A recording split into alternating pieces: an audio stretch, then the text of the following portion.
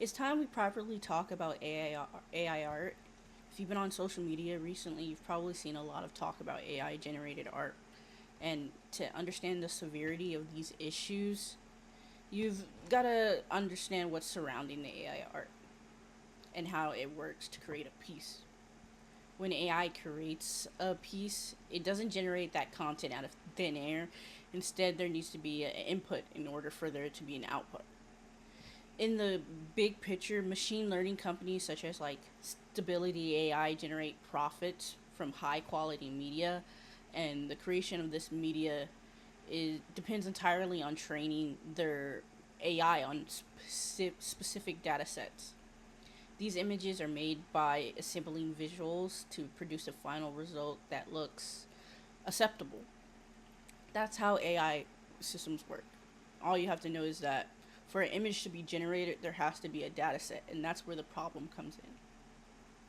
Some of you may be artists or even know an artist personally, close, like a family member, a brother or sister, a friend, even. While artificial intelligence offers a significant amount of advancements in automation and problem solving, it implements a lot of problem, and its implementation raises crucial ethical concerns about job displacement and what's real and not real. I'll start off by explaining where these data sets come from. The problem comes in that these data sets contain billions of copyrighted images and artworks and photographs of people, all of which were collected from the internet without the consent of the intellectual property owner. If you've shared any form of art or media online, your work is perfectly capable of being stolen and put into these data sets. Let's say you post your art on Twitter or Instagram. These images can easily be sent into these data sets and collected by them, and therefore put into these AI generated softwares and programs. Now, the fusion models of these AIs are prone to memorization and overfitting, and that basically means they will memorize work for work. Like every detail of your work will be memorized by these models and instilled into these data sets. And then these data sets will make other data sets. It's a constant cycle of recycling people's arts and hard work. Um, and this can lead to a lot of copyrighted data, and it also leads to a lot of legal issues. This is genuinely an industrial scale violation of each and everyone's rights. Many of these generated images tend to look identical to their original copyrighted counterparts. That's why if you see actors in AI videos, they look exactly like those people because they're being studied and memorized for every detail. Obviously, they're not always identical, but we're getting to a point where they are becoming identical. And because of this, there's so many legal loopholes that even some of the most famous people can't get around them. Images and text descriptions are taken from the internet through a practice called data mining. Um, in this data mining, it allows companies to accumulate an incomprehensible amount of data, and these corporations have intentionally targeted legal loopholes to allow this to happen. For example, Stability AI itself funded the creation of the largest data set being used, which is called Line 5B. It's taking about 5.8 billion points of images and data text and text data, including copyrighted data and private data.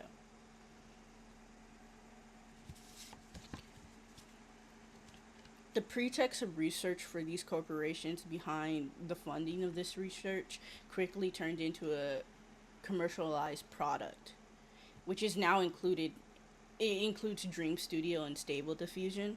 They're both owned by Stability AI, and those are really popular AI studios. If you've ever seen a Mid Journey, things like that, those are where those AI programs come from. They're both owned by Stability. And then even now, the app called Lenser AI has been charging money for specific avatar packs, and as a result, these companies are now making massive amounts of profit off of it.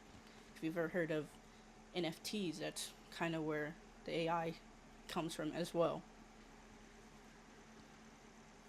They even go so far as to directly name the artists that they're stealing from in these companies. If you ever heard of concept artist Greg Rutkowski, you've probably heard of him. He has his name used about 250,000 times in their products between Stability AI and Midjourney's AI platforms. Now, with all of that being said, a lot of people who are in support of AI will still try to dismiss the point. But if you're on the fence about this, all I ask is that you take a look at the music industry. There have been AI models made to create audio content, but when it comes to being used in these companies, they go out of the way to mention everything is used in a copyright free way, and that every aspect of the creation process is based on fair and ethical systems that doesn't infringe on the rights of music artists. And that is true. Music artists have a lot more advantage when it comes to copyrighted issues with AI works. Now, the same can't be said about visual artists. Visual artists are literally trampled on in industrial wide basis. This is simply not artists crying and whining over something that's unreasonable. These are creations that people hold so near and dear to their hearts. Um, some cases, it might be your livelihood. It might be the reason you put food on the table for your family. And in every single case, this is someone's passion. This is what makes us who we are, and all of us. Even if you're not an artist, you still have a right to feel angry, to feel the way that many do right now about this unethical system. People's passions are being taken away from them and created into generated slop that anyone can make and use at any time, sometimes for even free or even for profit, and which is significantly worse. Now, many AI truthers say AI works, even go so far as to take inspiration from references that real artists do. Real artists take references. But the one thing that they're missing from this is that they don't understand the artistic creative process of this.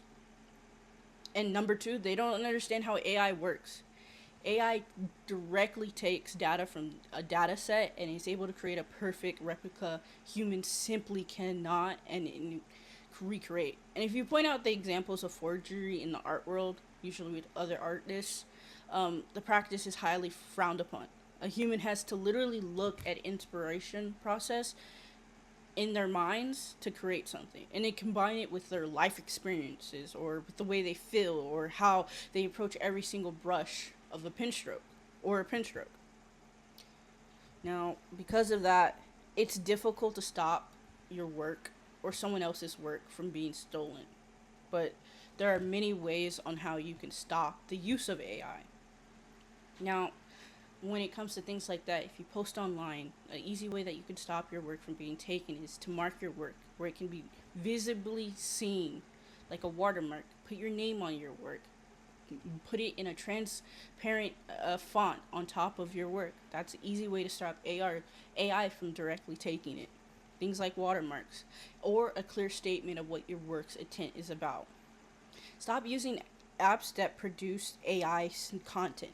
Things like TikTok. TikTok has plenty of AI filters, and that is something that's rampant right now. People use TikTok filters to see what they would look like in a certain video game or a TV show or just a art style like Studio Ghibli. A lot of people, especially people at my age in their young early 20s or in teenagers, are using these filters to see what they would look like in an art style like Studio Ghibli.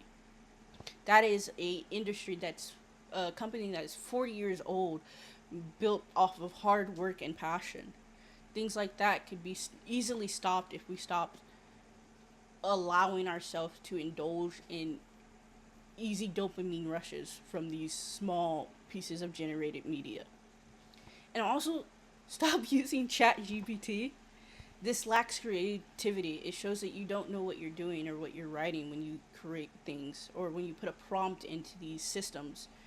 ChatGPT is one of the reasons people are failing schools and their tests and exams because they're running things through there. That is an easy way to stop doing it.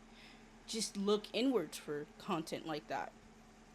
Now, if you're an artist or even if you're not an artist and you just care about the rights of artists, I wholeheartedly stand with you. I stand beside you, and I want people to educate people on the harm of AI. Let your voice be heard, even if people in the AI industry try to silence you. You just know that there's millions of artists that stand with you and artists close to you who stand behind you who want to make changes that we need. It's going to take a lot of us knowing about these issues and then talking about these issues and educating people on these issues who just don't know how messy the situation truly is. If AI art is here to stay, make sure it's ethical and fair to artists. Um, I want AI to be a part of the future, but I not just in its current state. That it feels completely free to steal from people, hardworking people, and ruin the livelihoods of these people. So, to have ethical consumption of AI, we need to stop freely giving to them. We need to protect our art and protect what is ours because without protection of our content and creation, AI will take over. So, there's plenty of research to be done, but there's also plenty of things that you can do on your own personal side to stop it and stop indulging in AI. That's my speech. Thank you, and I hope you enjoyed.